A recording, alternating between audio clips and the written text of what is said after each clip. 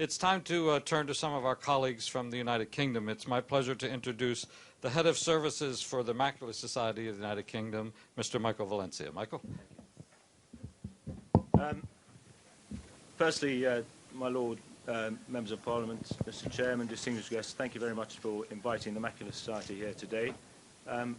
Like anyone who rarely has the opportunity to visit the Mother of Parliaments, I stuck my head into both the Visitors' Gallery in the House of Commons and the Strangers' Gallery in the House of Lords. You might not know that in the House of Commons, the Visitors' Gallery is blocked off by quite a large sheet of bulletproof glass. The House of Lords is not. And I asked one of the staff why, and he said because the House of Lords is expendable and the House of Commons is not.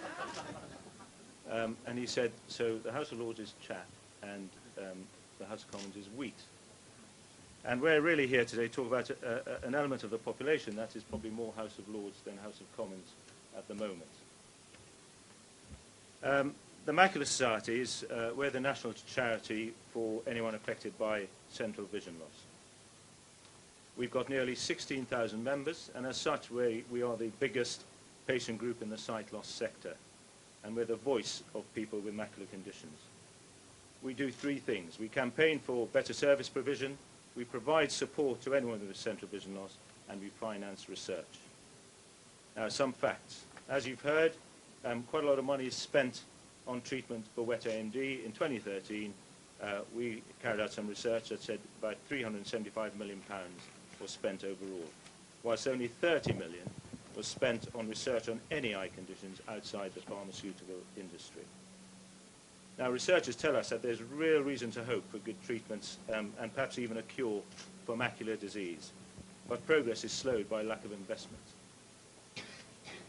As we've also heard, the UK, along with every other developed society, is now facing a tsunami of macular disease, yet we've been slow to recognise this threat and the implications of it. We've underinvested in hospital care. As a result, hospital clinics are overwhelmed in many parts of the country, with patients waiting too long for their first treatment and between treatments. The result is unnecessary sight loss. There's an urgent need to do something soon before we are overwhelmed by the demand for treatment. Now, our priority is a call to action on eye health. We have fragmented commissioning. There's a lack of leadership overall. Who leads on eye health? We believe that eye health needs a champion at a senior level in NHS England. Many other areas of health in the UK have a national clinical director to lead on policy in their particular area. There is no such figure in eye health. Now, we don't say that per se a national clinical director is the only person to provide such leadership, but we do say that national leadership is lacking and urgently needed. Now, the Clinical Council for Eye Health Commissioning is a welcome advisory body which we hope will help steer policy, but patient groups would like to see someone in NHS England whose job it is to wake up in the morning and think, how can I improve eye health in Britain? NHS England's recent call to action on eye health was also welcome, and we hope that the initiative will concentrate minds on this vital area of healthcare. We celebrate the fact of longer lives, but if they are to be truly lived, we need to see dramatic changes in thinking in eye care. We've got outdated IT systems that prevent optometrists communicating effectively with the NHS, and it limits their ability to provide joined-up care. There is, if I'm honest, an unhealthy suspicion between ophthalmology and optometry, which holds back progress towards better patient care. And we hope the call to action will address these and many other issues. But strangely, even though our sight is incredibly important to us, eye health in general and macular disease remains a relatively low priority in many health and social care commissioners. Most local councils don't even have sight loss in their joint strategic needs assessments. Commissioning of eye care services, both health and social services, is incredibly variable. An example is the use of rovies, with some local authorities investing in these posts while neighbouring authorities close them. Some areas of the country have excellent low vision services, others have virtually none.